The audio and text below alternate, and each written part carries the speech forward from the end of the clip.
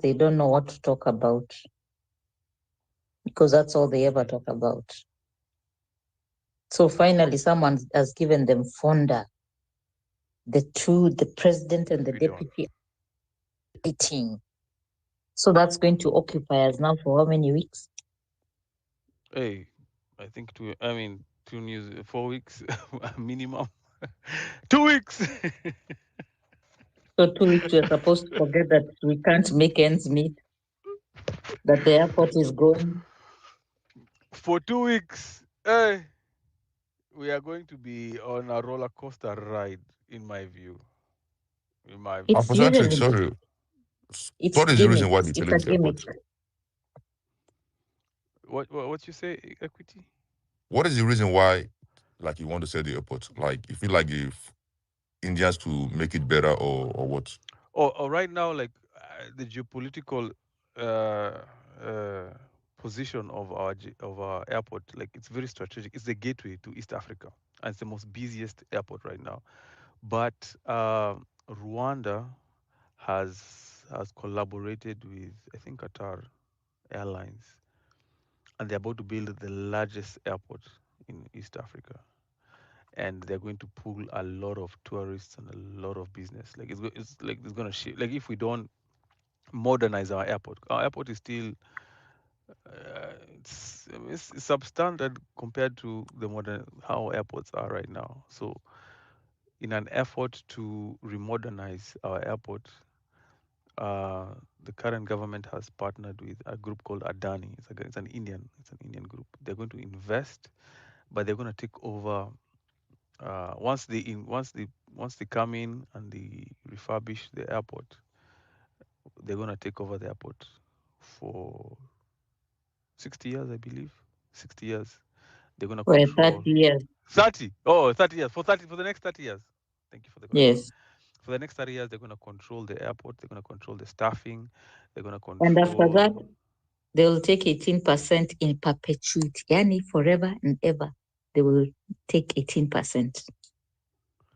Even God takes man 10%. These people want 18%. Hey, knowing and they're going to control. You know those shops that sell their Yeah, those businesses at the airport, duty free. They're going to control all those shops. parking lots, Yes, they're gonna. staff. Oh God. I'm telling you, it's a bad deal. But given the kickbacks the government is getting, they are willing to sign that deal. So we are literally fighting that that deal doesn't go through. But and then you know how sensitive an airport is. Like that's the gateway into a country. Yeah. Anything can be smuggled in and can be smuggled out. Yes. Redemptor, those 70 kids, have they been found or they're still MIA? I don't want to talk about that one. That one, tuliambiwa ni propaganda. Oh, it's Again, propaganda. you're Okay. no. We were told I don't like to comment about place stories where people have died, Mm-hmm. because then they are politicized and the victims, that case is never resolved.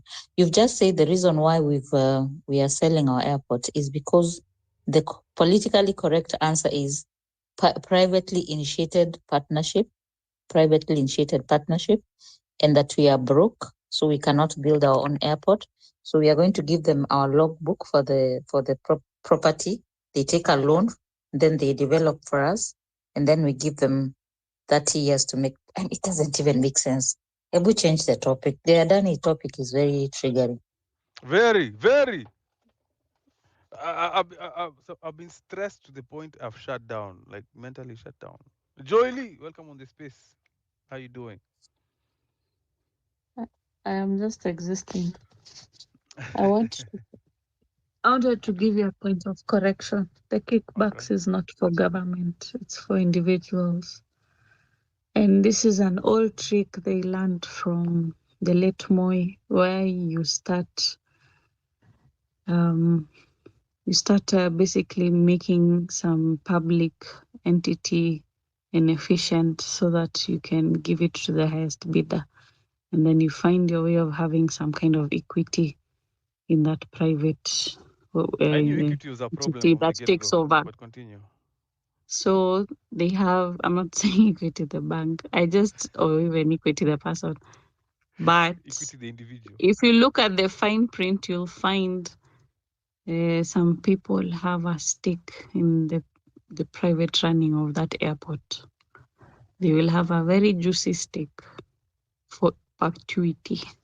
It's not just a done.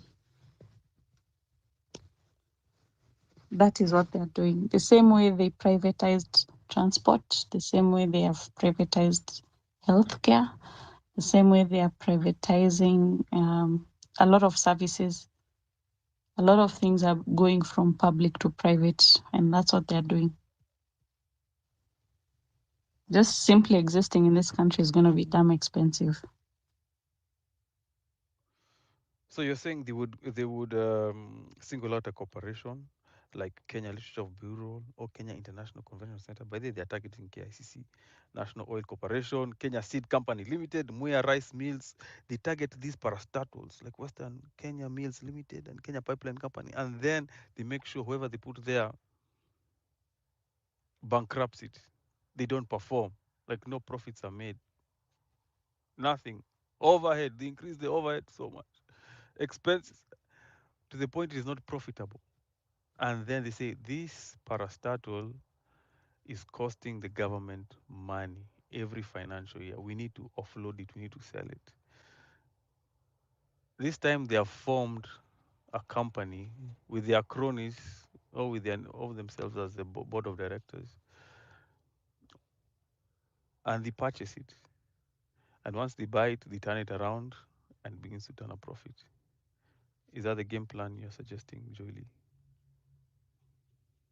It goes on with this government. I can This see you're a sharp student. You must have really performed well in school. I stayed in school. I stayed. I managed to stay in school You got a until I few finished things. a few points.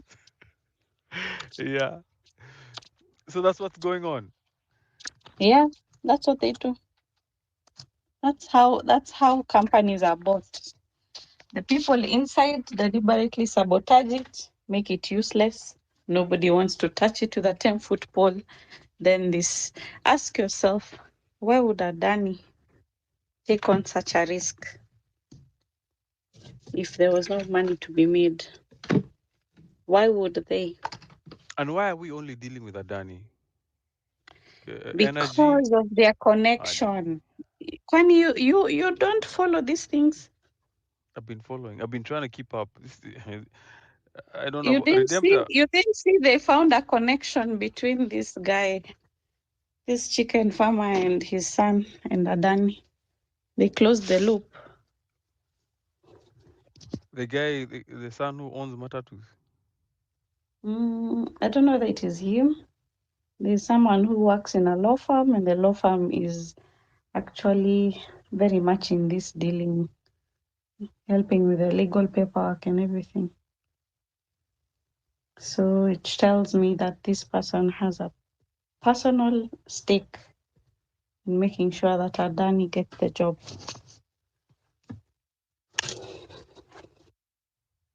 Mm-mm.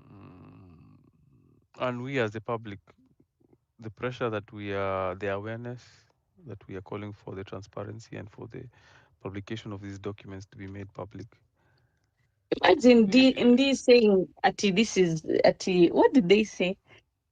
That there's an NDA, or Monica says something so public as an airport, an international airport. Actually, that dealing is there's an NDA that they can't discuss. Something public like that. No, there's no way. There's just no way. Do you remember during Ruto's when they had the presidential debate? There's one question that has stuck with me. He was asked by the journalists, "How much is enough?" Do you remember that question? No, refresh our memories. They asked him how much is enough? And Ruto said enough is enough. Like he just said that enough is enough. Because everyone could know that this guy, he's not your normal thug. He's not your normal thief. This guy is a dark. They call it a dark star. dark energy, that which swallows everything around it. Like this guy will keep stealing and stealing. Like he wants to become a dynasty. Like he wants to. Wait, equity. Ruto is trying to become Dangote. That is his. I think he has a picture of Dangote in his bedroom, and he's like, "I will surpass you." Because Well, that's not a good one because those ones they use the citizens to become the richest man in Africa or one of the richest in the world. I don't know how these people are doing this thing. I don't know if they die, they will go with the money they have because, like, oh God. For me, I feel like African youth they just need to come together and just start like big revolution in Africa, and the whole world will just be every country just need to be catching fire because the rate of poverty these people are bringing to Africa, like they are not learning good things from other African leaders who are doing other like good things. All they just keep doing is just they will come there like the Messiah, and then they will be worse than the previous government, you know. But yeah, even us that have Dangote, there's no impact. I'm telling you, he just one of the richest why man. why why hasn't Dangote run for office? Has he tried? Bro, they don't need to run for office. They just need to support the government that they want that will favor them. That's it. Support, bring millions of dollars, support the government, and once they get there, then go to have a refinery in Nigeria. Nigeria is the oil producing country. Like we have refineries that we can't fix our own like the national refinery that we own. We cannot fix it, but we have a man who just recently built a private owned refinery in Nigeria that Nigerian government want to start working with. But the one that the government, national refinery that we have for a long time, they don't want to fix it. Bro, I don't know. Like Nigerian politics is just so bad that every day things get bad in Nigeria. And this is a country that have all it takes to have the youth, to have the population, have everything just to be a better country that people Nigerians should just be relaxed and live good life. But weaponizing the people with poverty is just the only way just like they love power so much, and the only way to maintain that power is just to, you know, have the people remain in poverty. Education in Nigeria is going down. Nigerian youth are just finding every means to leave the country for a better life, and to them is nothing as long as they remain back home making money. And it's funny because other when they like African leaders are not learning. Most of the I feel like more from the black side of Africa, like the black country in Africa, they are not learning. They can't just look at their counterpart and look and say, okay, let me learn something from maybe this country and invest in my people. No, but I won't lie to you. For someone like Ruto, like the current president in Nigeria, we are not surprised because we know him. We know, so people are not really like surprised in what is going on in Nigeria. But when Ruto came up there, trust me, I was so happy for Kenyans. I thought Kenya got it right because he's a young man. I feel like he would just turn around the whole country. But knowing what is going on in Kenya, like I feel bad because it's like Africa is not good. Like I don't know, it cannot see the light. One thing I'm happy about the internet is that it connects Africans across the continent. Like we're able to enter rooms and then we discuss and then we compare notes and then we see that we have the same issues. Yeah, And then we realize this is not a Kikuyu Kalenjin fight. It's not a Luo Kamba fight. Like we are literally being divided on ethnic lines so that the status quo can be perpetuated by the ruling elite. Like there is no issue between a Kalenjin and a Kikuyu. Like that is a false flag. Like that is just it is what is sold. It's how we are we are triggered to react and to fight each other so they can remain in power. By the end of the day, if you compare notes, you'd see that, like you said, we have whatever it takes to compete in the table of nations and compete with the best of the best, with Germany, with Japan, with America. We can compete. We can take them on. I've met these guys. These guys are not sharp. In fact, even I'm sharp. We are sharper than them. We are very smart. We are smarter than them. It's that these guys are just more united. They are very much coordinated in how they move. And when they zero in on Africa and they decide, we're going to petition Africa, we're going to divide them, on their religious lines, on their ethnic lines, on gender issues. By the time we get 10 people in a room to say we are going north, it is difficult because the Muslims say no, we are going west.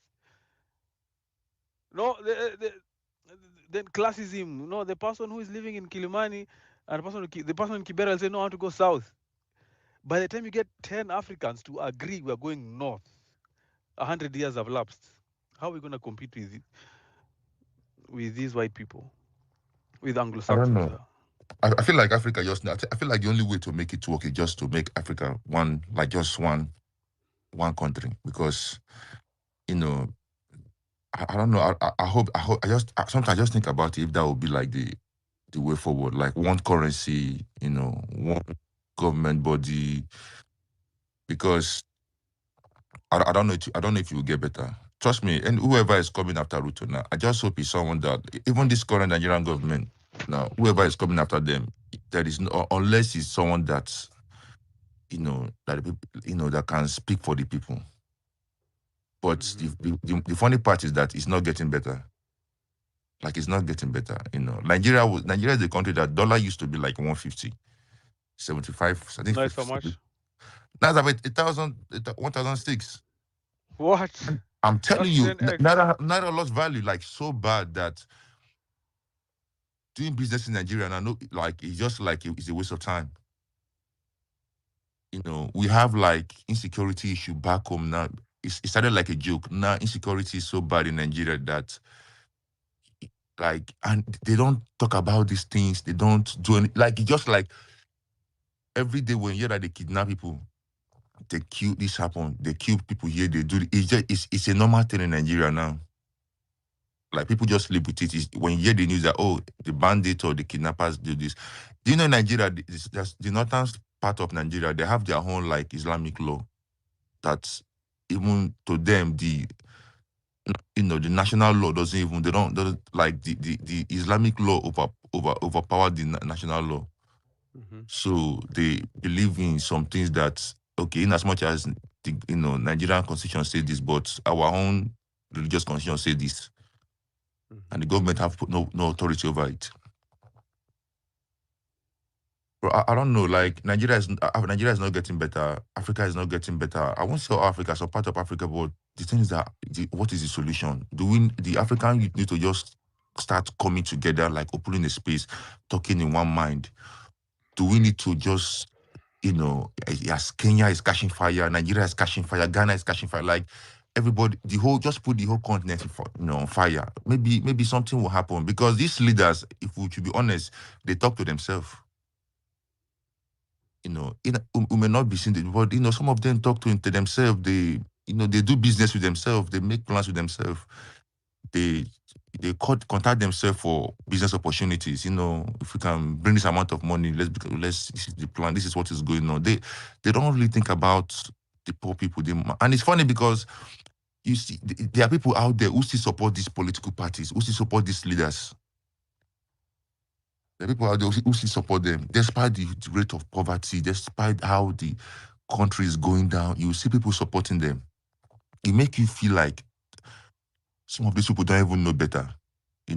Some of these people don't know better. Nigeria now, insecurity, give them food. Oh, there's insecurity in this particular state, send a bag of rice to them. Fuel price increase, 10 bag of rice to them. Like, we're not talking about food. How will you stop giving them fish? Provide a means for them to start fishing for themselves. No, but all they do is just to weaponize poverty. During election, they will come out and give out money. It's funny because people will say their vote, say their right just to survive. People are just surviving. People are not living anymore. There's no Nigerian dream. There's no African dream. The uh, We need visionaries. We need visionary leaders. By the way, if we are going to be anything as Africans, we need visionary leaders. But we must start solving our issues on a local level. Africans who have left the continent really do see this. This thing is very visible. Trust me, any African who has ever flown abroad gone through customs and has been treated and felt the treatment, or has seen themselves through the eyes of other foreign nationals, you know the kind of work that we need.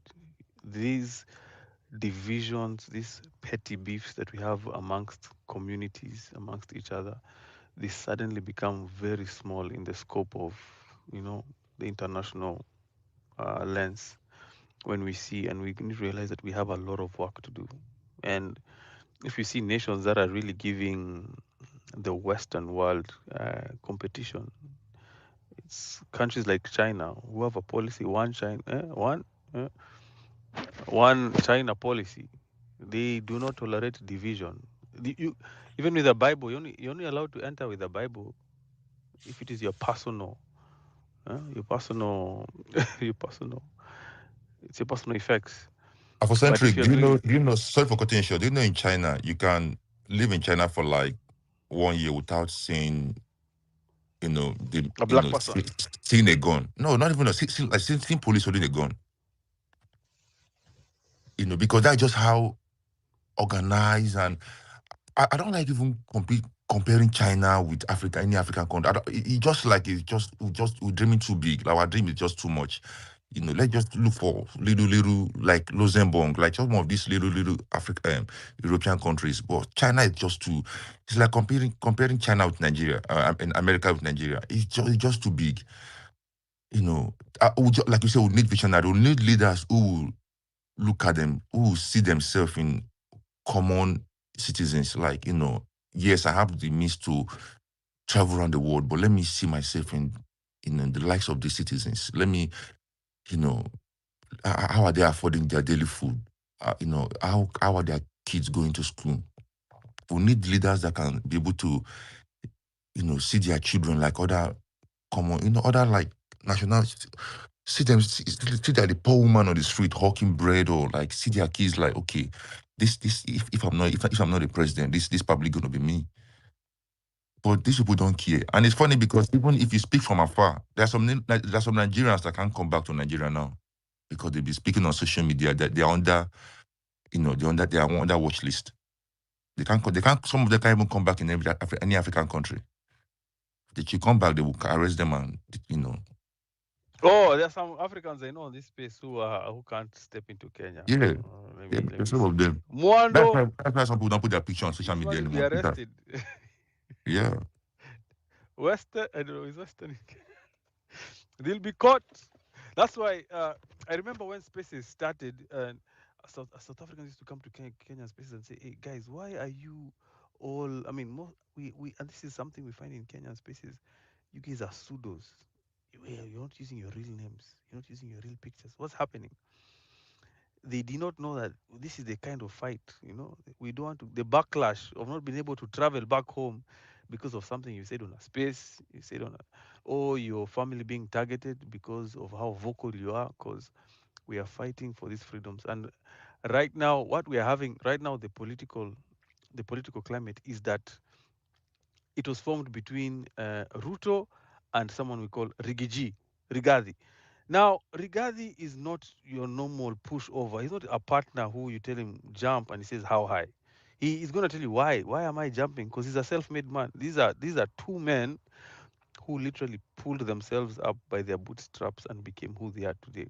As much as they are crooks, they really worked hard. No one gave them. These are not children of politicians. They have never had a silver spoon in their mouth. We call them cereal. They are not Cerelac babies. That expensive cereal given to children of privilege.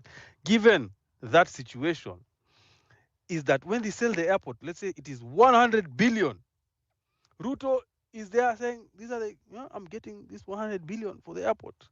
Riggy is there saying, oh, this is a shareholder government.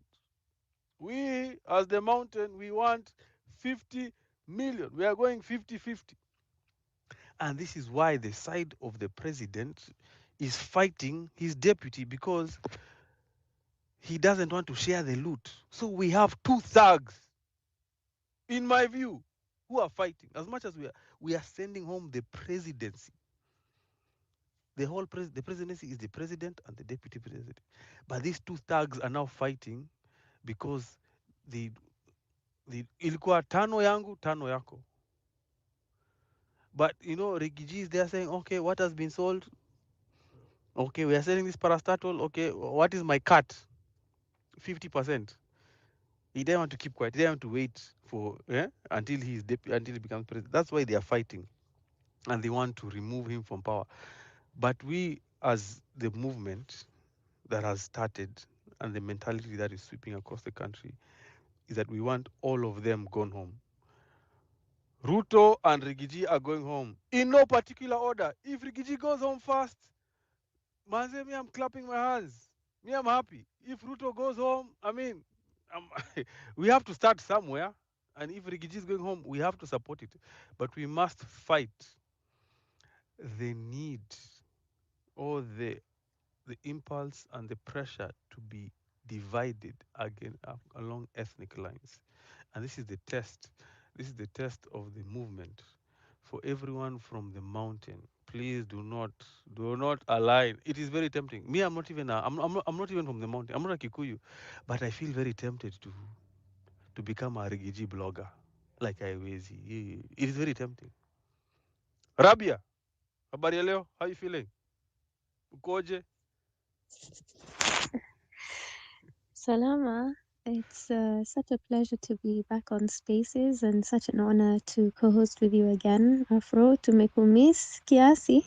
Tulianzilisha mradi wa Sauti ya Mwananchi, uliingia ukatoka, but hopefully we will be able to revive that and have you back on there as well. Bado Niko na na inject homa kiasi. nilikuwa na inject kwa ground. Unajua saa zingine lazima unajua Bangladesh hawako na species. Unajua hivyo?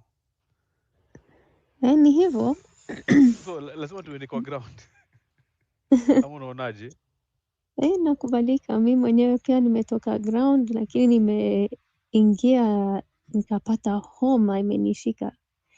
So I might not be able to speak so much on tonight's space. But yeah, I'm just happy to be here with all of you and happy that the conversation is still happening and people are still contributing. We I think cannot it's afford to important to stop keep the it alive. conversation, Arabia. We cannot Exactly. afford that. We cannot afford to stop. We have to keep talking. We have to keep discussing. We have to keep revisiting.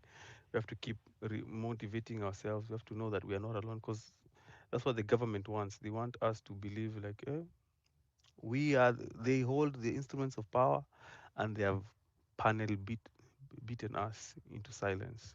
Because if Rabia is not talking, if Redemptor is not talking, if Ayo is not talking, then I might as well go ahead and just nijishughulikie, wacha nijitafutie riziki ya leo na tuendelee na kazi.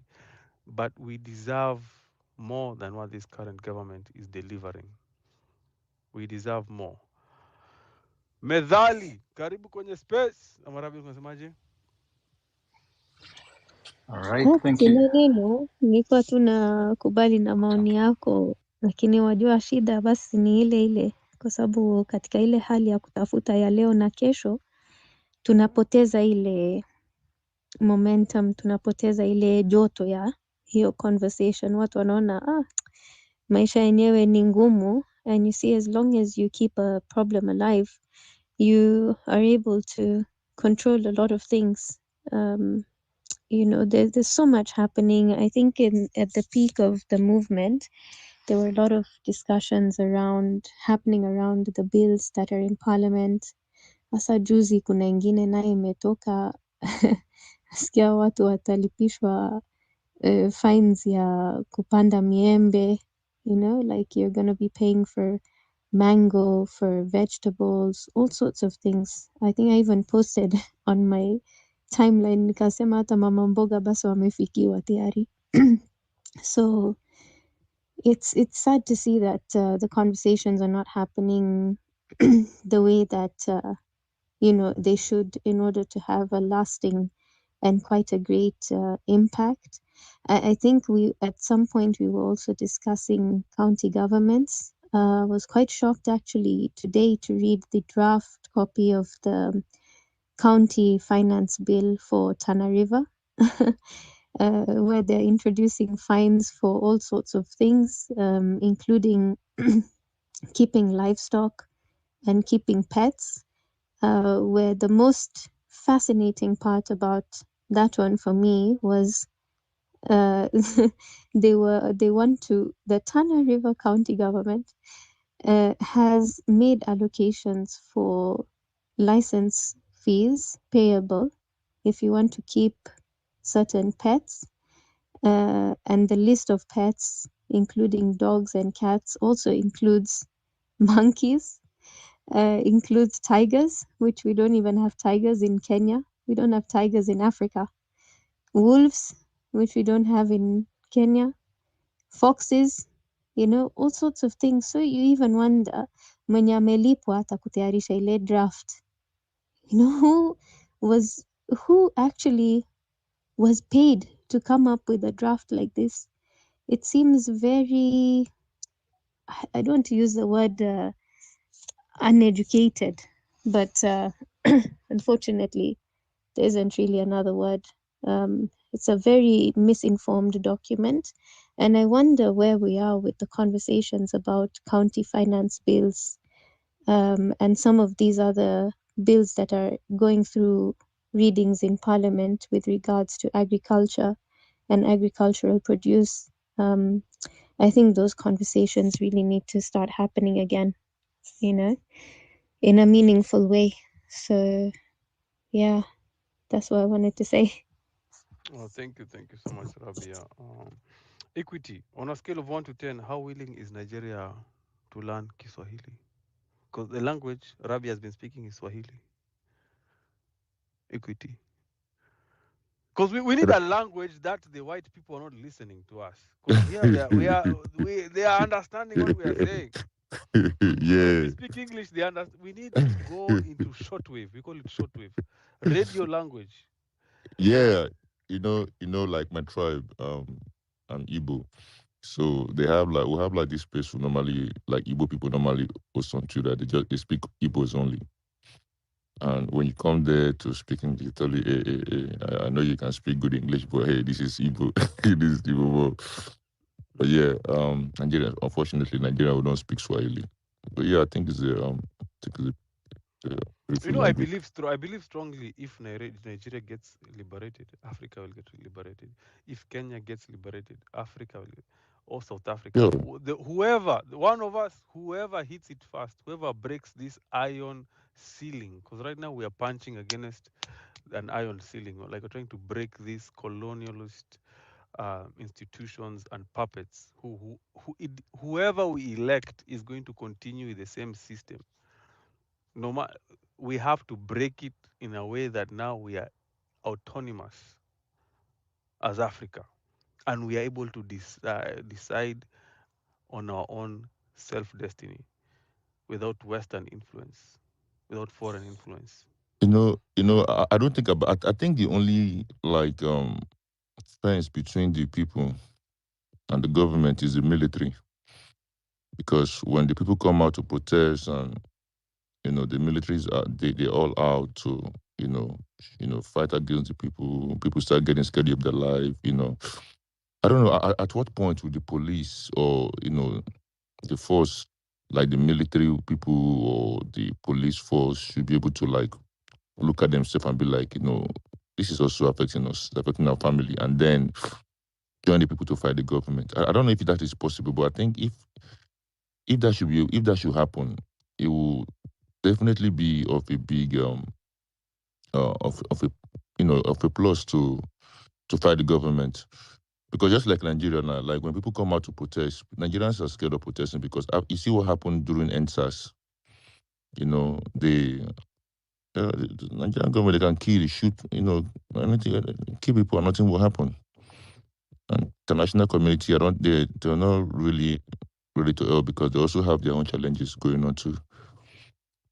So I don't know. I just feel like I feel like Nigerians, Africans need to come together because this fight is beyond just Kenyans fighting or Nigerians fighting. I feel like African youth just need to we need to come together, put hands together and see how we can fight together. Probably putting force together will definitely help us achieve these goals than just doing it by ourselves. Like, individually. I agree. Once there's unity, the status quo power structures already begin to shake.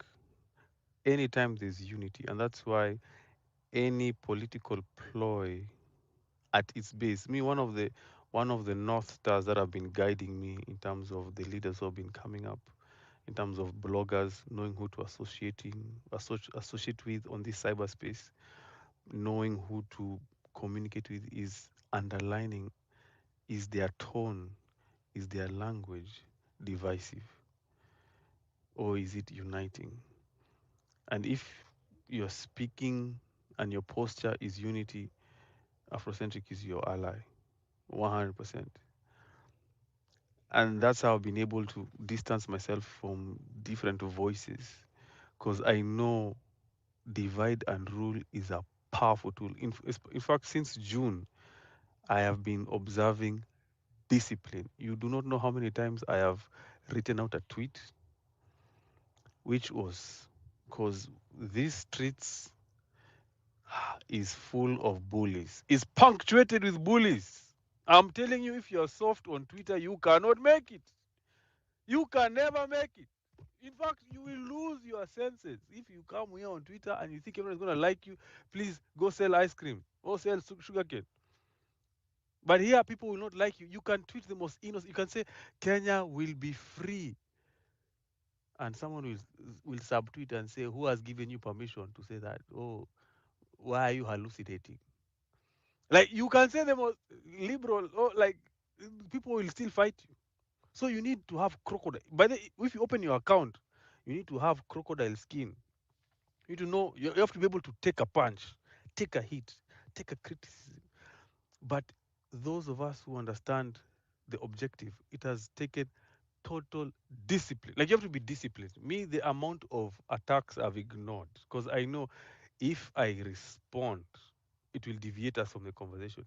If I retaliate, if I open up a space to attack this individual who is demeaning, who is undermining, who is taking the rug off our feet, it will deviate the conversation. It needs discipline. A revolution needs total discipline. You need to observe. This is the objective. Ruto must go. That means any other topic, do not deviate. Do you know what a heat-seeking missile is? It means once it is launched, that thing will look at the target, will go over mountains, anything, any wall, it will go over until it gets to that target. And that's how we, as a movement, this is our objective. Ruto must go. Anything, if there's a blackout in Kenya, if Al-Shabaab hit, if Riggy is being impeached, we do not care. This is our target. We are going to pursue this until Zakayo Anguke. And that's how the discipline I've been trying to observe and trying to observe. But anyway, before you go, Rabia, can Medali say something? Medali, karibu kwenye space. Thank you, Afro. Thank you so much. We've been in too many spaces, but what I want to add is on the JKIA. I know a lot has been said about JKIA, but just want to point out that, yes, why are we borrowing money from a foreign country to improve the infrastructure of JKIA? We can do it ourselves. And to prove that, between July 1st and August 31st, the Treasury has just published on Friday the total statements of actual receipts and exchequer issues. And clearly, as you can see, just in those 2 months, domestic borrowing has been at 102 billion. So between July 1st and August 31st, we have borrowed 102 billion from our domestic market. And our domestic market is our banks, which carry almost 50%, our insurance companies and SACCOs, and retail investors who are individuals. That proves alone that if the government was to float a bond within the country to develop and improve JKIA, and we're all told to invest in it, we can finance it. Mind you, the 102 billion that has been collected or needed for as part of the contribution from Kenya's portion is to be paid within 10 years. It's not something that needs to be paid immediately. So that's just to let you know, we don't need outside countries to help us raise money for JKIA. If it's that important, it has to be raised. So that clearly tells you we've borrowed 102 billion in our domestic bonds in 2 months. So we don't need Adani's money or whatsoever. We have the money within our country, within ourselves, if we are to raise the money. Secondly, Adani was being brought in to expand a runway. We don't need 200 billion to expand a runway, because currently I think we have one huge runway, but we need to add a second runway to compete with Rwanda or the East African countries around us to make Kenya more equitable and more preferred for flights to come through JKIA. A runway, if you compare, like North America, where you have JFK Airport. JFK has 4 runways. LAX in California has 4 runways. Those are one of the busiest airports in the world. A runway is not worth, it's not a lot of, it's not a lot of money to build. A runway to hold an aircraft like a 777 or a A380 Airbus would need at least 3 to 4 kilometers in length. For that, a runway only costs at most $10 million. $10 million in Kenyan currency is roughly, with the exchange rate, almost 1 billion shillings or 700 million shillings, depending on the length. And it comes with all the exits to the gates for the aircraft to park and taxi. Why are we needing 200 billion to get a stretch of a second runway for more aircrafts to land within Kenya? We don't need 200 billion. We only need at most 1 billion at the most, and that's even high. To build a runway in the US, most airports average 4 runways, and they have those big, like JFK or LAX, they have 70 million air traffic that goes through in 1 year. Kenya, we are not there yet, but is it good to have a second runway? Yes. Is it worth creating one for 200 billion? No. Rwanda is building an airport worth 1.3 billion, which is like 150 billion Kenyan shillings. A whole new airport with terminals and runways, 1 or 2 runways. Why is Adani coming in to improve 1 runway for 200 billion? It doesn't make sense. That is money that is being thrown, or they want to stay with us for 30 years and collect interest at a certain interest for the portion that they will contribute. We don't need their money. Kenyans can raise it. We've proven we can borrow through domestic. Within 2 months, we've raised 100 billion, but that 100 billion has gone to pay other Kenya's expenditures.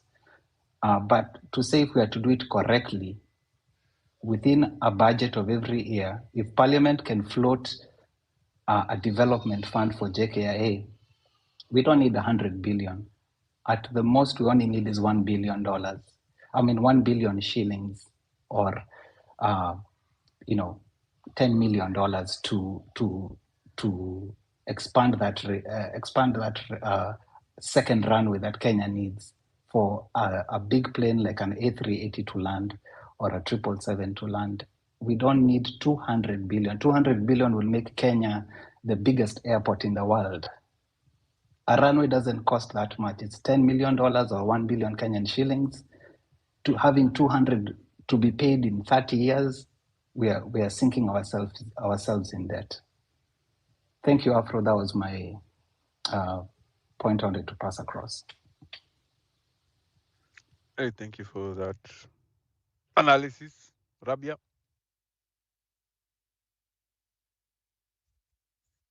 Thanks, Afro. And Equity, I'm sorry, I didn't know you don't know Swahili. I prefer to speak in Swahili. Maybe, hopefully, you can learn it. At some point, there was a discussion on making Swahili the language of the nation of Africa. Maybe that's something that should be revisited. But Afro, you mentioned something about if one country went through a revolution, and I think we can look at maybe Burkina Faso. They were quite successful, although a slightly different methodology. But I also feel like there was a bit of the divide and rule application there, given that it's what we call a francophone country, because they were colonized by France. So even in terms of language, kuna barrier. Sorry, Swahili again. There's a bit of a barrier there, where it's difficult to have kind of open communication with our fellow Africans in other African nations and other African countries. So I just wanted to bring those points across for the purpose of this conversation. I also really concur with the sentiments shared by the earlier speaker on getting foreign aid all the time. I don't think it's really serving us well. If anything, it's seeping us deeper into debt, and it kind of puts us in an even worse position than before. And the only people who benefit are those who are in short-term positions of power. Is very problematic, and I'm not quite sure how at this stage we can shake up that system, but the shake-up is really necessary. It's needed. I also am a bit of a dreamer, like Equity. I think that, these conversations are important. We might be having this conversation today, and maybe in our lifetime we will see that change. And of course, that's our prayer, but maybe we won't. Maybe these conversations are the catalyst for what will happen in the next generations, where they will find freedom for Africa, freedom from these colonial methodologies, colonial thoughts, colonial powers. And when I say colonial powers, I mean the ones that exist today within the political class. Manake, the way they operate, I don't see a difference. It's just, you know, it's just that they're from within. In Swahili, there's a saying, we say kikulacho kinguoni mwako, and I will leave Afro to translate that for you, Equity. Thank you. What is eating you is in your clothes. Yeah, Robert, thank you. I'm probably gonna get a a Kenyan wife. So Direct translation. Direct. but Kikulacho yeah. Kingomun. Have you ever been betrayed by your best friend? Have you ever been betrayed by someone close to you? Oh yeah, sure, sure. Yeah, And I learned that Kikulacho later. Kingoni Mwako, I believe it stems from like whatever is ailing you is close to you. I hope I'm Oh right, yeah, Rabia. Betrayal, betrayal comes most from those who are close to you. yeah, that's true Yeah. because they know you so well to know how to go about it. But yeah, Rabbi, thank you very much. Yeah, you made a good point there. Talking about Burkina Faso, I mean, you can. Well, I think it's like last month or last year. The people don't want the man to go. This is a military, you know, for them, for the citizens to be, hailing, be so happy for him. I feel like if we should, you know, as a country, individually, like people who really want to change things, um, like P2B Nigeria, I believe you guys know him. He said like these things are not rocket science. There's no as just if you really want to do something, just one step at a time. And it's funny because we have leaders who, after 4 years, they will use the same. A particular state governor in Nigeria, after his first 4 years, the second term where he was, started running for the second term. He was imagine a governor using our build school in 2024. Who use our build school, our build road, build hospitals to run for an election? And people start asking me, what have you been doing for the past 4 years? You know, these people who stayed there 4 years, nothing. You won't see no change. You just be like things will just be things will continue the same way they came. They will live the same way. People probably just do one or two things, and that's it for 8 years. What have you done? What have you improved the life of people? You can't figure or point one thing that they did for the past 8 years. But my only question I just ask, as an African, is how long? Africans, how long are we this situation? When common Africans see the light, when would they experience better? Because if we should be honest, there's some people. I will use Nigeria. Some Nigerians don't even know better. They just, when they wake up, they just think of what to eat. They can overcome that day, food. Nobody think about a better life, better job, dream of going to school, and Nigerians now. Some Nigerian youth are seeing school as scam. People are looking for easy way to make money.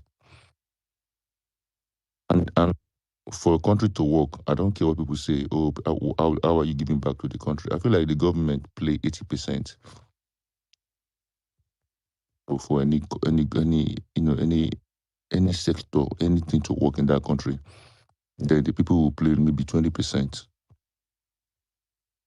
But for something I don't know, if you have time, or if it's every Sundays, trust me, this will need to be open a space like this. I know we're all busy out here, but if it's every Sunday and expand this space whereby people from other African countries need to come in, Nigerians, Ghanaian, it should just go beyond Kenya.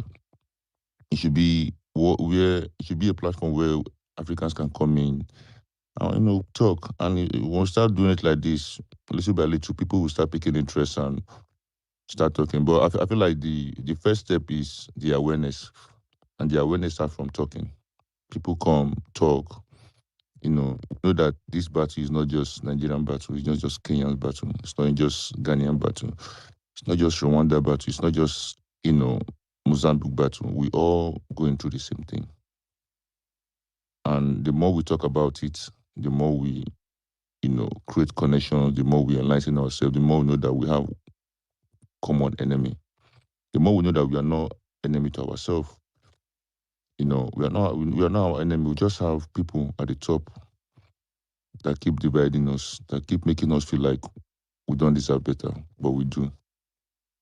But yeah, I'm here for it. If it's every Sunday, if you have that time, definitely I'll be stopping by. I'm off every Sundays anyway. I'll definitely be stopping by so we can, get more insight in what is going on in Africa. Because the thing is that all of us cannot run away from Africa. We just need to start talking about it, and hopefully our generation, or maybe the generation after, we continue from there. Hopefully one day we'll see the light anyway. Yeah, but Rabbi, thank you.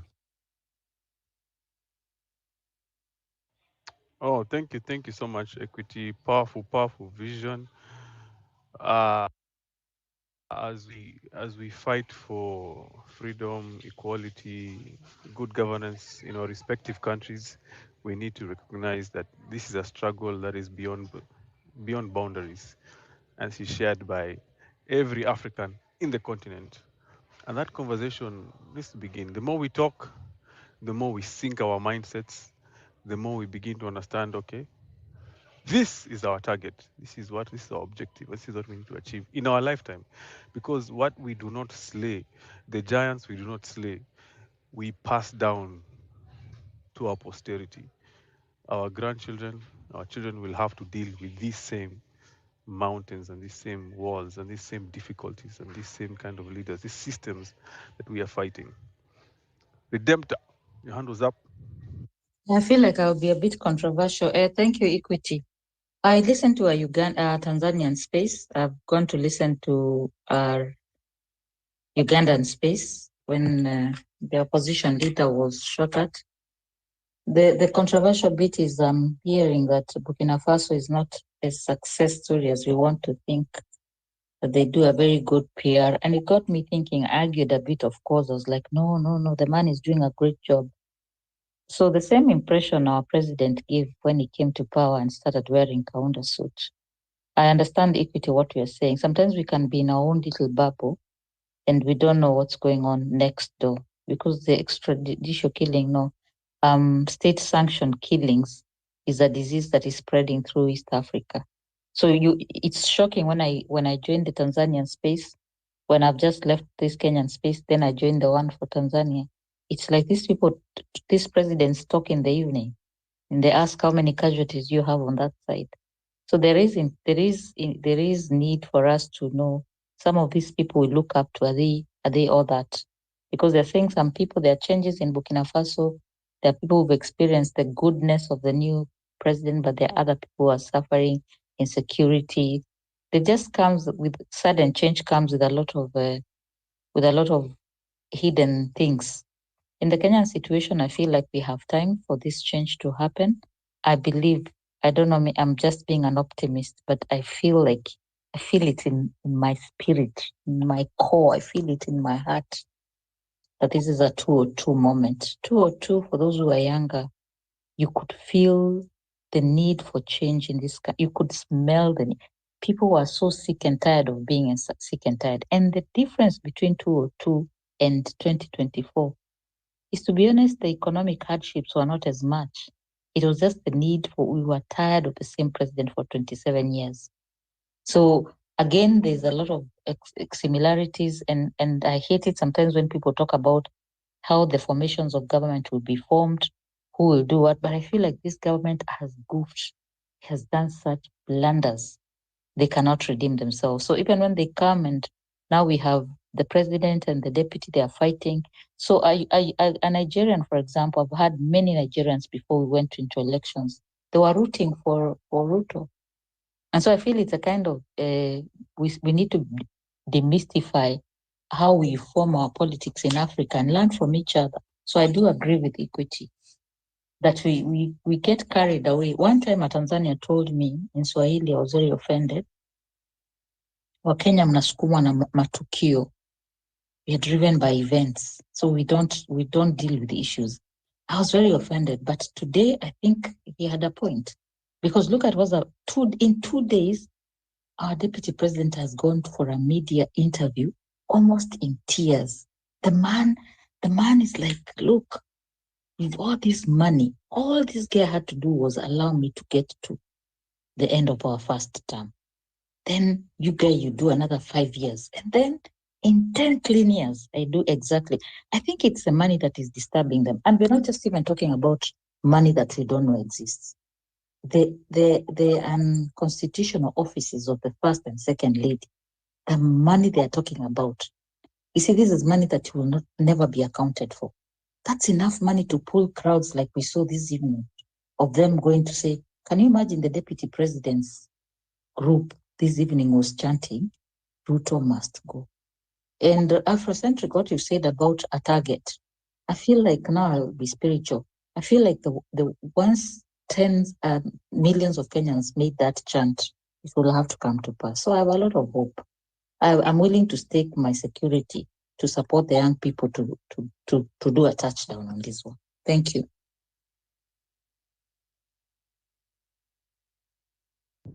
Thank you, Redemptor. Farah, welcome to the mic. Afro, unanisikia? Loud and clear. Oh, niko huko kwa majirani kwa Museveni. Network ni ya kuombaomba. Anyways, I don't know even why we are discussing kina Sudi na Riggy, because these people tunafaa kuwa tumewadi platform tu, yani they don't matter to us at all. The deputy president anakuja hapa anatulilia that ungeniachia nimalize hii wakati yangu, umenitoa kwa WhatsApp group. Hata sisi tunatolewa kwa WhatsApp group hata kama ni za mazishi, lakini WhatsApp group pia. You know, we are very kitu Redemptor aliambiwa na huyo Mtanzania, I wish angeambiwa tena, because it's the truth. We only care about what is popular. What is ni nini nitapata nayo likes leo, ni nini nitapata nayo views. That is what we want. Everybody wants to be the star of the moment. We do not care about our country enough. Ndo maana we've had transactionary politics for such a period of time. Lakini jana, the people of Embu changed the whole narrative, whereby they don't only chase the MP, but walitoa hiyo chwani, mia, whatever, to give it to Morara, to show him that we are with you.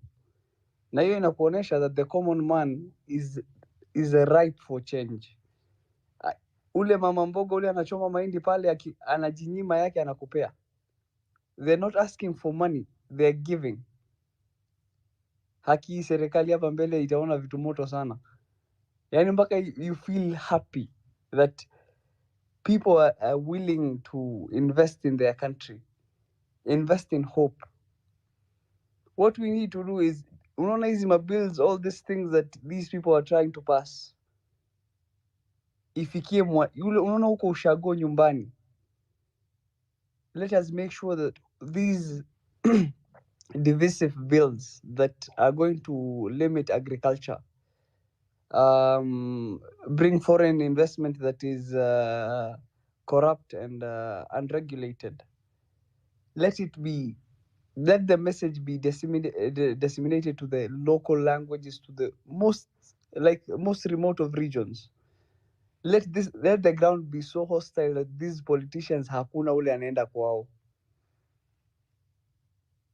because akikosa amani nyumbani, hii hesabu ni rahisi sana, honestly speaking. But we need to care enough. We need to care enough to invest our time. I've been on so many spaces like the past 2 weeks, trying to get people to rally around, forming a consortium and invest into the airport, but imekuwa ni kama napigia mbuzi guitar. And it's sad because we can be the investor, we can be Adani. In reality, all we need is 1,560 shillings from each Kenyan. But that's impossible. So form a consortium, let us buy shares. Let Redemptor put in 100,000. Let Afrocentric put in 1 million. Let Rabia put in 2,000 shillings. Because we have disparities in our capabilities, but the amount, we can raise it overnight. And the reality to show that, what can show that to you is, look at 2010. Look at Kenyans for Kenya. We raised billions overnight.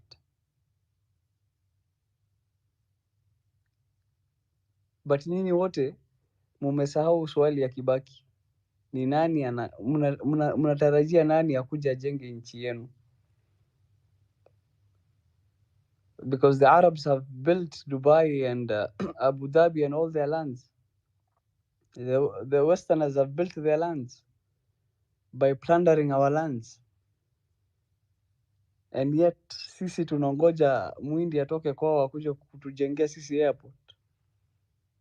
What kind of curse do we have? Ni laana aina gani tuko nayo, kuongea ukweli? Who made us feel so inadequate? Who made us feel so hopeless? Like nani alitufanya we get to a point where we feel as though we are not capable of anything? You know, these are the lands that our forefathers lived, and it was not only enough for them, it was surplus. How is it not enough for us? I'll tell you, it is by design. Because they introduce punitive and regulatory legislature that prevents you from feeding yourself, prevents you from from achieving your potential. I was on Americ Space the other day, just telling people like, biashara ya maziwa ya ngamia, you can earn this much. If you do wild aloe vera, you can earn this much. If you do gum resin, you can earn this much. And the kind of scarcity mentality we have in the country, hata inatisha. It's worrying because everybody is so you get over 400 messages with people saying that, oh, I didn't know this, oh, it's impossible, mimi sikuwa. Mbuzi yenyewe anza na mbuzi 50 ama mbuzi 20. Give it a couple of years, you will not need to work ever again. But start. That's what's most important. Kuanza. But we need to change the kind of mentality we have, kabsa. because we can be Adani, we can be the investor. I can give you the simple mathematics. It's 1.8 billion that they're offering, 30% of which they're going to put up front, which is 600 million. Divide times 132 shillings is around 78 billion Kenya shillings. 78 billion Kenya shillings, walai kesho asubuhi we can raise it. Divided by 50 million people, it's 1,560 shillings. How many of us can raise 1560? All of 99% of the people here. But since it's going to be shares and we are investors, put it up, like give us shares. Let me put 100,000. Wacha Kabando alete ile pesa yote alichukua wakati alikuwa kwa siasa, aweke hapo, akuwe na shares pia kwa airport. But we need to change this mentality that we need investors from outside. Kabsa, because with the way Adani they are going, they have now the infrastructure, what's it called? The power systems. They have the shift, which is the healthcare system. They are taking the airports, which are our points of entry and exit, which means they're also taking over immigration. The next, there was a proposal last month of privatization of the railway line. Guess who's going to get it? Of course, after you've privatized the railway line, what's next? The port. So one thing we need to do, if we decide to do this, they will never, you need to understand that they will never try to touch or privatize any of our institutions ever again. Because if they try to do anything, we are privatizing the railway line. How much is it? We will be the investors. Hii pesa si ati hatuna, ni vile mimi niko na kidogo, Afro akona ingine kidogo, Redemptor has some. It is amongst us. We just need to care enough to put our money where our mouth is. Thank you, Afro. Thank you, Farah, so much for your point. And just to add on to your point, I was reading an article, and this is on a very overview, and I'd encourage you guys to go read on how Ethiopia built their GERD Bro, dam, the Grand Afro, I can help you Ethiopia even with that. Renaissance I was in dam. Hargeisa. Some of the people we You are worked there? with hawakuwa wanachukua mshahara. Some of the Ethiopians hawakuwa wanachukua mshahara kabisa, wanatumana kwa damu. Exactly, because when you're speaking, that is what came to my mind, because Ethiopia wanted to generate more electricity in their country capacity, and they decided to dam the Nile. Now, those who got AB in geography, you know Ethiopia is upstream, but because of this colonial, the British, they gave the water rights of the Nile belong to Egypt and some Sudan. So we have these downstream countries dictating to upstream countries, which are like 11 countries, Kenya, Uganda inclusive, on what to do with their water. Like, do not build a dam. Naminiko, like, we are the ones sourcing you, like you're getting water from us. Very unfair, but anyway, Ethiopians decided to get funding. Wakaenda kwa IMF, wanaitisha do. Kumbe kule kwa IMF, they're being blocked. Kuna siasa inaendelea hapo by Egypt, wasema do not fund that dam. Wanaitisha do, hawapatiwi do. Guys, we want to increase capacity. We need electricity to go to from urban to the rural places in Ethiopia. IMF imekata kupatiana. World Bank imekwara na hiyo do because of politics. You know, Egypt has very strong ties with the US and Britain. What does the Ethiopian government do? They turn to the people. They say, okay, we are going to be self-sufficient.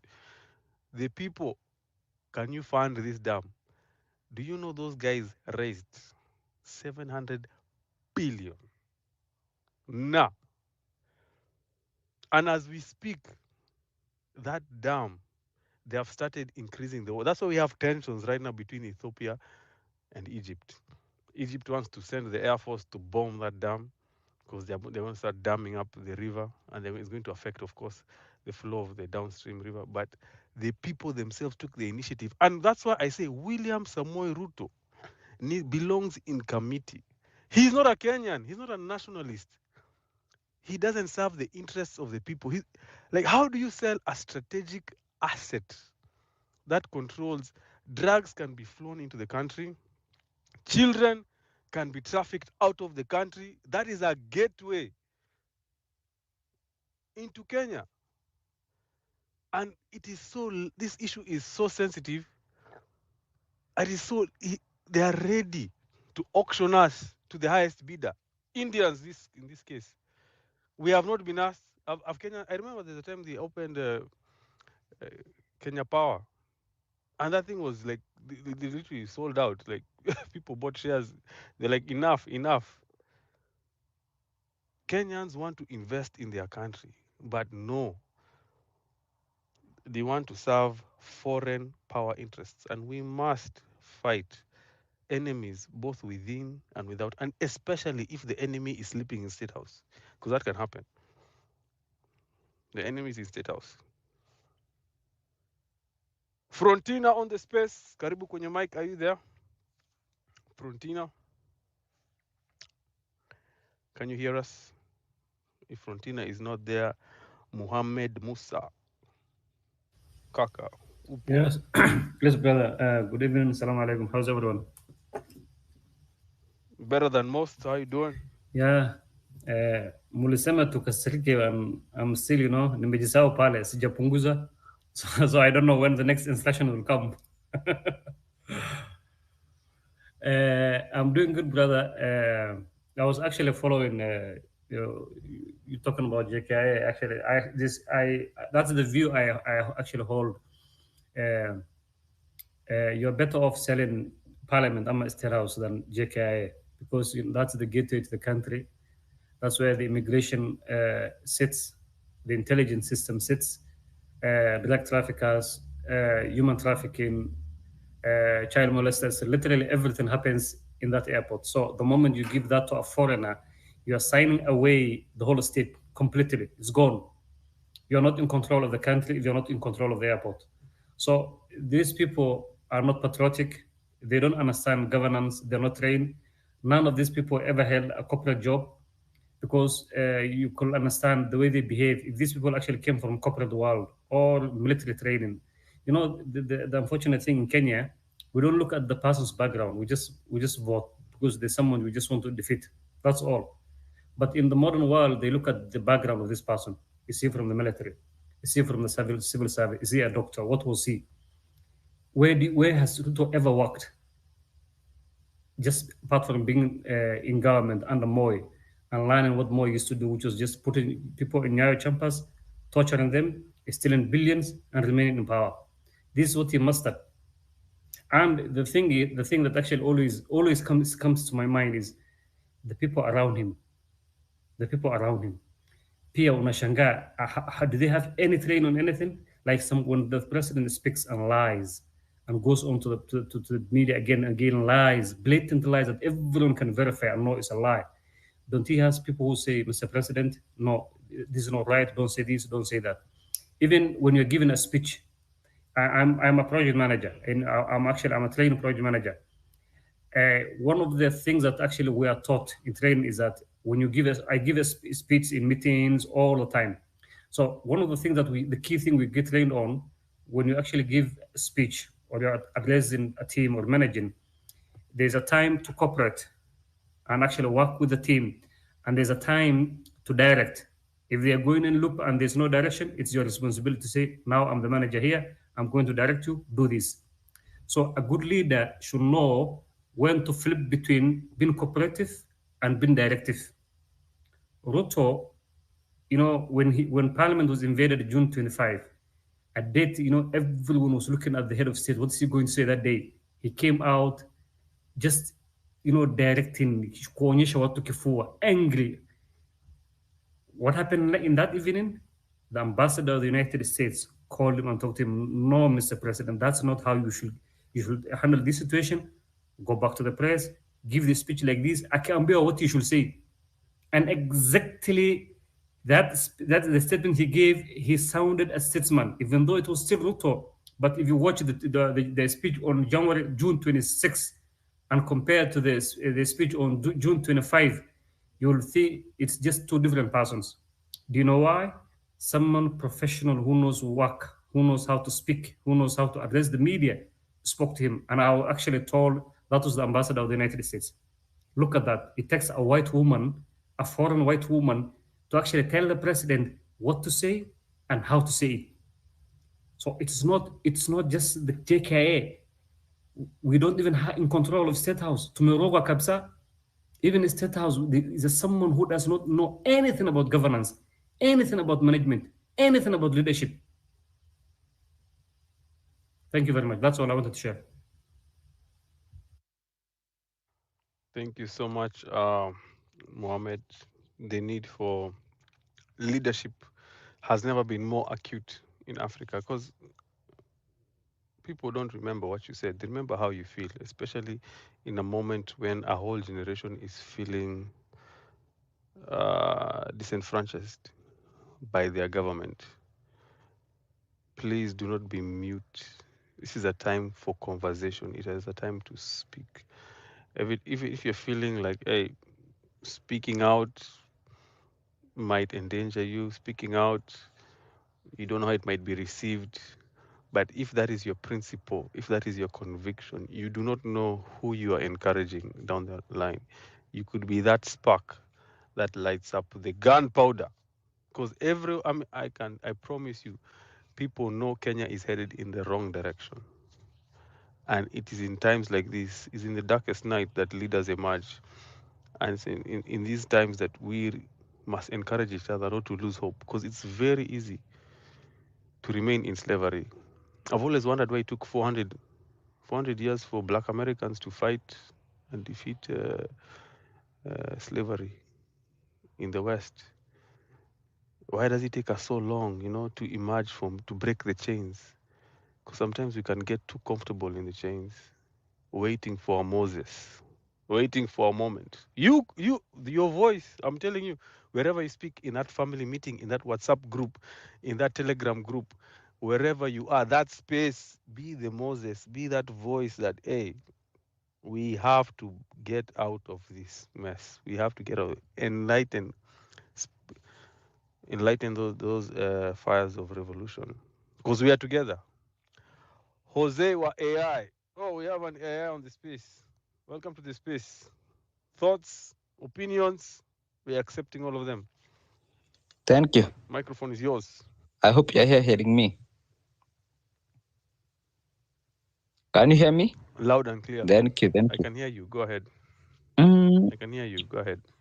I want to start by saying that all we are witnessing is a scheme that is very well orchestrated to divert Kenyans from the real game, to divert Kenyans from the real fight.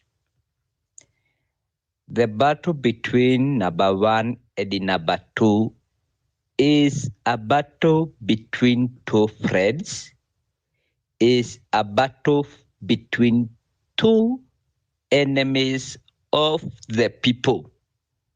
We must underline that it is a battle between two enemies of the people. Either number one or number two or number three or number 10, they are all enemies of the people. Kama kuna kitu yenye iliwasangaza hawa watu, wacha niwe wa Kiswahili. Kama kuna kitu iliwasangaza hawa watu, ni ile maandamano ya Gen Z yenye ilikuwa tribeless. Na watafanya chochote kuleta mambo ya tribal division. I am a Kikuyu by birth, but I am not a tribal Kikuyu. Ile kitu hawa watu wataka kufanya ni kuleta tribal division, to take Kikuyus into their cocoon Kikuyu thinking, to start fighting against a Kikuyu in an oppressing government, to take all other communities against the Kikuyu and the Kikuyus. Whichever the way the game ends, if we accept to buy into their dream, we will be doomed. What we want is a corruptless Kenya, and a corruptless Kenya cannot be guaranteed by any KK government official. It's a done deal. All the guys from the number one to the number last, we know their history. They are all crooked. They are all tainted. We can't trust Kenya with any of them. We have to redeem ourselves from the holes they are trying to put us into. So ile naomba Wakenya wote kwa kimoja is that let's not concentrate with the internal wars of our enemies. Let them fight, but let us know that they are all our enemies, and let us fight our journey to freedom. I have lost very many opportunities. I'm a guy. I'm a computer scientist by an artificial intelligence person. I've lost very many opportunities because of declining corruption. So let us not accept these simple things. They're trying to take us for brutes. We are not brutes. We are not foolish. We know what we are fighting for. We are fighting for a better Kenya. A better Kenya cannot be guaranteed by any corrupted person. We all need a peaceful, corrupt-free Kenya. And that's all my submission. Thank you.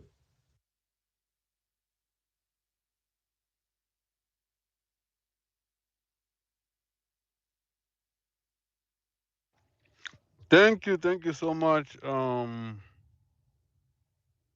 DHR.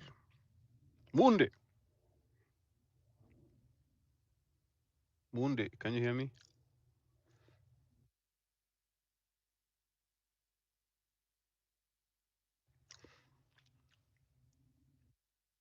Munde Stop akusikii. oppression. Munde akusikii. Yeah, Dr. Wright, parody. Thank you, Professor Tech. Before you inject, Yes. you're Mr. Right? No, Mr. Right? it's a parody account. Oh, you want to be like Mr. Right? Yeah. So, in fact, Okay, very good. First of all, I wanted to back Jose wa AI. Amesema about tribes. As a Kenyans, we should be tribeless so that we can grow and make Kenya better. In fact, I can remember the late president of Tanzania Magufuli alisema ile shida Kenya iko nayo kubwa ni kuwa na tribes. If they keep away something they call tribe, then they will be far away than anyone else. So the next thing I will talk about Riggy, our deputy president. Deputy president alianika raisi ama bozi wake another day there. Akasema yale yote mabaya amemfanyia. So what we want to hear from Riggy now is that they are not in the same lane with the president. Then na yeye president akuje amwanike huyu Riggy aseme yale maovu yote amefanya, ndo tujue nani mbaya kati ya wawili. Then huyu Riggy when alikuwa, I think today alikuwa na mkutano mahali in Nairobi, and leo ndo anakuja kuongea about the people who died during maandamano. In fact, during that time when people were dying, alikuwa anakaa Mombasa akiwa amejivijali huko tu, ajiongea anything good, lakini leo ndio anakuja kusema our president is bad and how anyone who is concerned in government is not doing anything to protect the people of Kenya. So what I want to hear from these people, our president, our deputy president, CSs, and all other people, is that they are not committed to Kenyans. They are controlled by lust. They are controlled by something we call enogamy.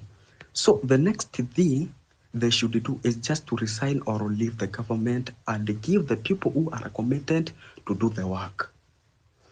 You can see the crimes are escalating at alarming rate. No one is concerned. No one is doing anything just to save the people of Kenya. Me being a Kenyan, I feel that is not a good thing to our leaders. Then next thing I will talk about is the leadership of these CSs. Our president chose friends rather than people who are qualified and committed to do something for the Kenyans. Alichagua marafiki wake badala ya kuchagua wale watu wanaweza fanya kazi vizuri ili wasaidia wa Kenya. And that is very bad for a person who is intelligent like Ruto. He was supposed to do something that will help every citizen achieve his desires. Then, at the end, they will accumulate the fruit of their desires and make them something good that will be predictable to everyone in the universe. And then the next thing, for anyone who is deciding to be a president, don't be a stupid person. Because when you enter in the government, what happens with you, you are controlled by lust. You forget the people who chose you to be their representative. Then you start sitting with the kings and the queens rather than doing something that was presented to you.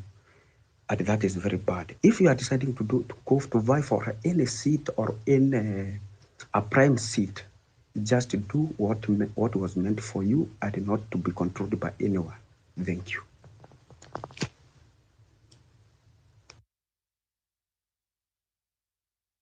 Hey, thank you so much. Thank you so much, Mr. Right. Actually, you're right on all accounts. I agree with you. Totally. When you get to power, sometimes when you give someone power, you give them money, give them gold, you give them influence. That's when you get to know their real characters. And sometimes that has been the gamble with the electorate. We are appealed to during the electioneering period, and tunauziwa sera. We are sold for manifestos. We're told they're going to bring in education. They're going to bring in healthcare, infrastructure. The roads are going to be good. Tuliambiwa stadiums ngapi? Manze, do you know I'm an athlete? In my mind, not professional. In my mind, I'm a champion. I'm a very I went through the Kenya high school system. Nilipigana provis, zonals, districts, provis, hadi nationals. I won't say the sport because some of you will know who I am. But that in itself, in looking for talent, because that's another avenue that youth, can use, to find their talent. And when Ruto and Uhuru, and this time I was on the opposition side, walivaa the white t-shirts showing holiness and purity and red ties, significance of power. And they said they're going to build stadiums. Manzimi, I saw that vision, especially if you have a photographic memory. Man, if you have an imagination in your brain, yani akisema we'll build 7 stadiums. I saw it. I was like, this is it. And yeah, as much as I love Raila and Baba, because me, I was on Team Baba. Honestly, I supported Raila because I felt like he was very integral to the second liberation and fought for multi-party system in Kenya. And history will not be replete without him ascending to the presidency. Like, this is what he has fought for. The fact that we have this current democratic space where we can speak and we don't have in our chambers and we don't disappear.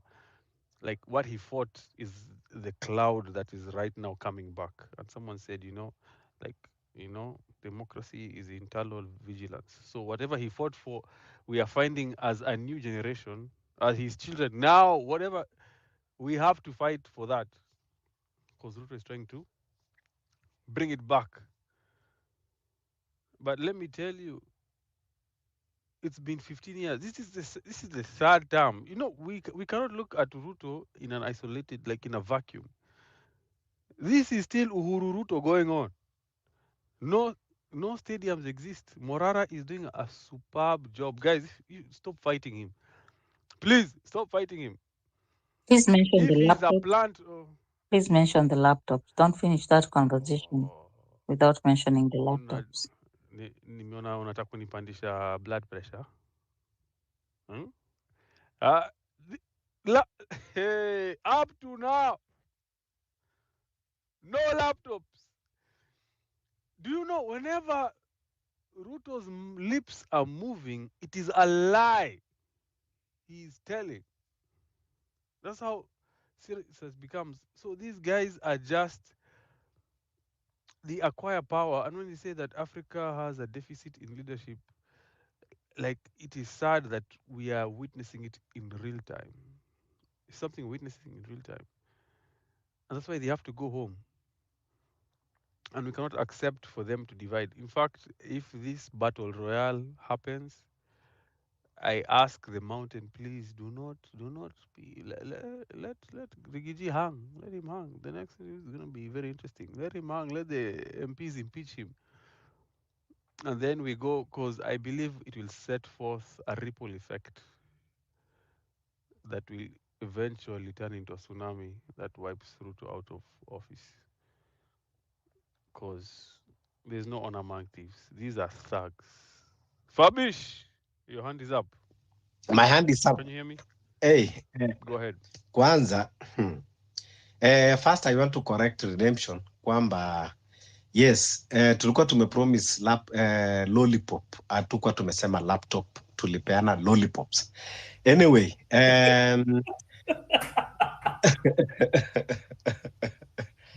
sasa good one.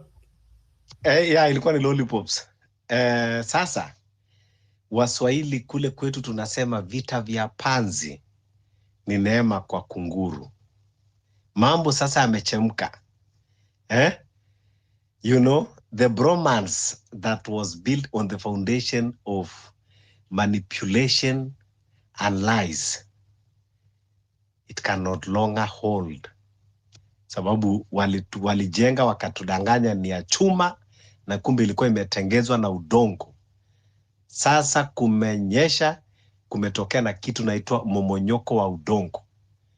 Furaha si furaha. Harusi ilioje. Yani, ile mambo inaendelea Kenya sasa. Nimekubali kwamba tumekuwa wa Kenya tunalia, tunasema tukiomba maombi yetu tunajibiwa Bangladesh. Tukiomba maombi yetu tunajibiwa Sri Lanka. Tukiomba sasa, mimi nafikiria saizi Mungu amekaa kwa ofisi, ako na file ya Kenya kwa mkono. Anafanya kufungua page after page. Yani ile maombi yote Afrocentric amekuwa anakamba hapa kwa space akikosa usingizi. Akikosa hata kuattend familia yake. Sasa Mungu ako katika file yetu, anaperuse pole pole akiangalia. Wewe ulidanganya watu ukiwa kanisani cathedral, ukatumia jina langu, anachukua kalamu nyekundu anaweka X. Wewe ulienda kwa kanisa ya nani, anaitwa nani ule Bishop Margaret Wanjiru, mukashikana, mukatuambia kwamba sijui wa mama wa mboga. Now, hii vita imekuwa sasa neema kwetu. It is the time that we continue injecting more. Mimi ninaomba usiku na mchana hii impeachment iende through. Yani ikiwezekana wabunge wote hata wale wa Gachagua wa Mushomba. Yani naomba hiyo siku tu waende mahali wadanganywe, wakunywe chupa mbili, waende kama wamechanganyikiwa. Hiyo impeachment badala ya kupiga no wapige yes. Yani ifanyike.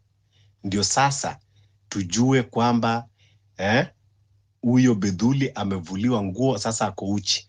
Sasa ndio tuweze kuona sasa mahali kidonda iko, tunafanya tu kumwagia chumvi na pilipili. You know, this is the end of this regime. Let us agree. Mungu ametusaidia. The universe has converged to make it happen. Ile kitu iko tu ni kwa sisi saa hizi, hii ndio wakati wa the pressure must crease now. Lazima sasa joto lipande. Wakati sasa mlima wanapandisha na sisi huku sasa tunapandisha wa Kenya. Mungu ametufungukia. Hakuna uongo usiokuwa na mwisho. You know. Sasa unajua waizi wanaiba. Wakishaiba, wakishamaliza, zile ambao waliiba wanaenda sasa kuibiana wenyewe. Wakiibiana wenyewe wanaanza kupigana. This is what is happening now. Leo tumeambiwa Afrocent, ulikuwa unajua kwamba sijui ati kuna I don't know 400 and what billion ilitoka China, haungejua. Lakini sasa sababu moja alikula na mwingine hakukula. Ndio sasa hii mambo yote inalipuka. Wacha wafanye impeachment. Ati nasikia kuna mahali mmoja anaitwa baba, mwingine mama. Sasa mama bandia na baba bandia wacha sasa watengane na sisi tukae na nyumba yetu. Kuna mambo mengi sana ambao tumechukuliwa kijinga sana kama wa Kenya. You know. Na hata hii mambo ambao inafanyika bungeni. Hii bunge kwanza hata haifai kukweko. Unaona? Ikiwa mbunge mzima atachaguliwa kazi yake ni kwenda kufuata ati sijui mtukufu rais, baba, sijui nani. That is not what we elected you for. People are dying. Na polisi pale anakuja anasema, hatujui nani aliua hawa, na wewe ndio tumekupatia kazi ya kuprotect. Watu analia, polisi unaitwa kotini, unakataa kwenda, na kesho Ruto anasema kuna imani na nyinyi. Who is fooling who? Sasa mimi tu yeo sina mengi ya kusema Afrocentric, nimekuja kufurahia, lani na lala nikiomba wacha tu impeachment ifanyike, lakini saa hizi vile mambo imechemka, najua hii hakuna kurudi reverse. Wacha ifanyike. Huyo moja kwanza Mungu ametuondolea, tujue sasa tunabaki na mwizi moja. Na huyo moja naye tutamfagia kama upepo. Asante. Asante sana. Tumebaki na mwizi moja. And that's what I'm saying. Central Kenya, gamer community, stand down. Do not defend, do not rally. It is very tempting. Me, myself, I am tempted. Because normally I have a bias of going for an underdog. If I come and I see a fight and I see the unfair scales are tilted towards the weaker entity, I always go and jump on the entity side. And it is looking like, and we cannot, this is the same playbook that they did for us with Uhuru and Riggy.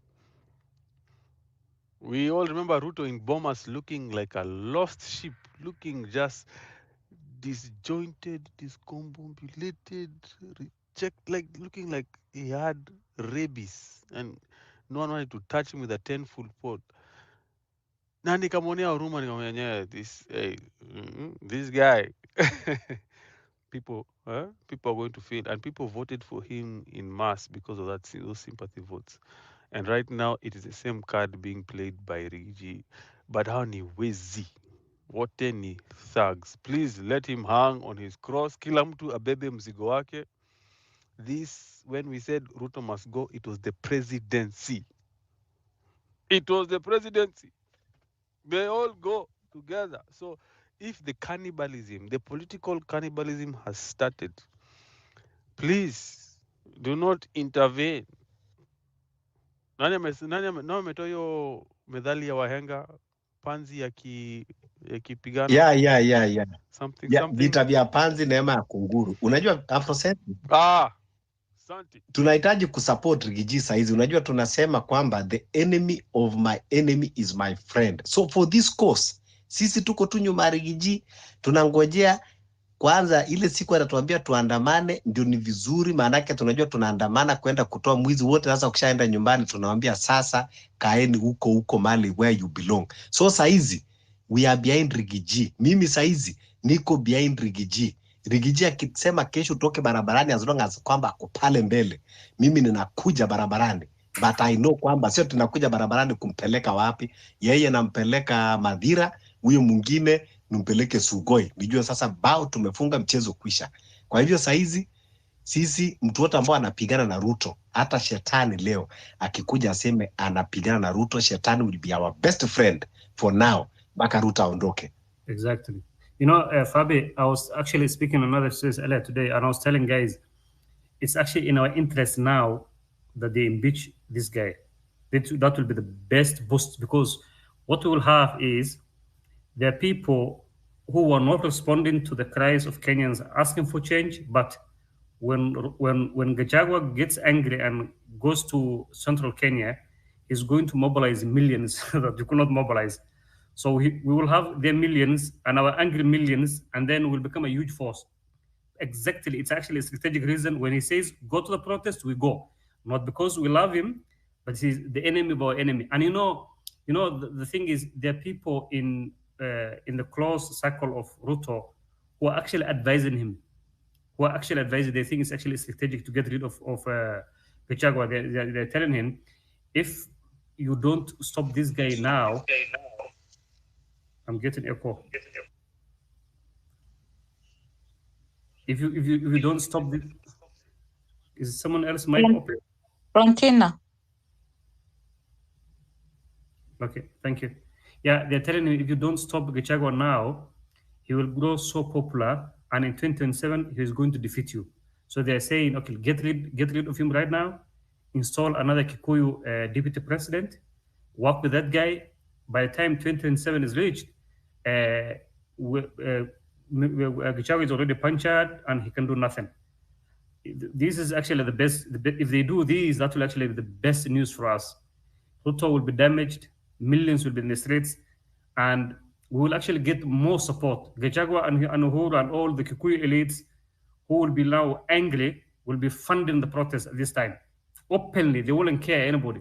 And even these MPs currently who are supporting him, the Kikuyu population is very, very active. Like if one of their own is touched, in a matter of 1 month, they just flip the whole support for all these MPs. So you might be surprised they remove Gachagua this week, install someone, and in 1 month later they realize, oh, the support is gone, and now Ruto is actually on his own. It's actually possible. Thank you. Thank you, Mohammed and Fabish. But I want to tell the supporters of Rigathi Gachagua, the current deputy president of Kenya, who is under siege. We don't want anarchy. You hatutaki. We don't want our businesses disrupted in the CBD. We have families to feed. We don't want any disruption. In the same vein, tungoje 2027 kama anataka kufight his position as DP, he can fight it then. But anarchy in Kenya, we do not want. We do not want. We do not want. Are you guys getting the sarcasm in my voice? Yeah. That is the message. That's the message they always make. Are you getting? Yeah, we don't want to anarchy. Are you getting my direction? Are you getting my drift? No, but can you imagine what the bloggers, can you imagine what the government bloggers are going to wake up to tomorrow? Watapigana na Afrocentric ama watapigana wenyewe? That's the only... Mr. Right amekuwa ameinua mkono for so long. Redemptor, the bloggers are confused. Who are they going to, like, who are they? Like right now it is all out cannibalism. Like who are they going to vote for? Like who are they going to side with? because we have here gloves have been taken off. Riggy was on the road today, Githurai, if I'm not wrong, and he said, "Huyo mtu wa huyo mtu ako State House." Oh my gosh! The language was explicit. It was a very expletive right there. And he said, "Hey, tufanye kazi, wale wananipiga waache." Before you feel sorry for him, Hey, remember I'm not. the yellow ties and the white shirts. Oh, yo. Vitu vichenjanga. Vitu zinaweza badilika. Mr. Right. Thank you again, Afrocentric. Then I wanted to talk about the president and deputy president again. Mmesema hapa, the enemy of your enemy is your friend. What I can say about it is that when the deputy president is at office, they work together with president. Then it means if one is rotten, the other one is finished. If Fabi, can I interrupt 1 minute? Just a minute. Yes. When we say the friend of our enemy, the enemy of our enemy is our friend, we mean until we remove Ruto. Until we remove Ruto, we want to use Gachagua to be with us. The moment we are done with Ruto, they're all gone. Okay. Just please understand that. Yeah. Okay, I understand you now. Then, if that is not the deal, they must both of them disappear to the faces of Kenyans. Disappear. Exactly. That's the ultimate plan. Okay, then now I understand you. So let me talk about the parliament. In Kenya, we have different constituencies. We have members of parliament who represent us there. Those people had manifestos during campaign. So for you to elect them again, you need to have a pen and a paper. When they start campaigning again, just ask them, did you accomplish what you said? Did you accomplish what you gave to citizens when you were campaigning? If yes, first of all, you said you will build us bridges. Okay, did you do that? If yes, you mark him. The second thing, did you build us a school as you said? If yes, mark him. And if no, even a single mark should not be awarded. And for a student to get an A, it is maybe a 90 plus percentage. If his work is not about 90% of his promises, then it means he is not qualified to represent you again in the parliament. Remember, parliament is rotten. The members of parliament are corrupt. They are the most corrupt people we have in Kenya. If given any amount of cash, they will just change their mind and they do what they are told by their leaders or the people with the higher vote against around them. So, if you elect those peoples, do something what we call time traveling. Just see and read a psychology. Will this person help you at the next stage? If yes, then mark him. And if no, don't even try. These people have fake promises. They will just come and just do anything just for you to give them vote. For example, from my home area, our MP is very bad. He did what I want to say is that he wrote one road several times, just changing destinations, so as to say he has accomplished it. But for me, it is just one road with different destinations, and then he decided to make it 4 roads, so as to steal Kenyans' money, the taxpayers, and that is very bad. In fact, what I can say again, just be someone with wisdom who can see the next step of this person you are designing to vote for. If yes, if you can do that, then you are good and you are good citizen. Don't clap for someone who has betrayed you, because he will betray you again and again until you are completely finished. Again, remember, remember to do what is supposed to be done by you as a citizen. During voting, sisi kama Gen Zs, most of times tunadanganywa during voting time za kupiga kura. What they do, wanaleta pesa ile asubuhi so that they can destroy your minds and do something that will differentiate you from doing what you planned for. Wanaleta asubuhi pesa, wanawachanganya akili, time ya kuvote nyinyi mnaachwa nyuma. Wale wanavote wanakuwa ni wale watu wanako na yeye, nyinyi wenye mlienda kuchukua pesa mnabaki huko nyuma. And that is very bad. As a Gen Z, I can say if it is a matter of money, kama anapeana pesa, just go vote first, then come and take money. If not, don't waste your vote. Your vote belongs to you and will help you later. And remember, power belongs to the people. If you have any question, just ask your MP, did you do this and this as you promised? If yes, then mark him. And if not, remove him from the books of your vote. Thank you.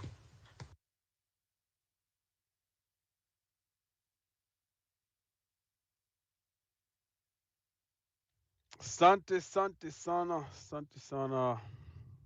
Uh, what you've said is totally in agreement, and I think in the coming weeks, coming days, as because I think this is going to tyrannize our newspaper headlines. Tomorrow morning is going to be Riggy, Ruto versus Ruto, or versus Ruto's dogs, attack dogs. Same with the prime. It's going to occupy a full news cycle, which is 2 weeks, and Ruto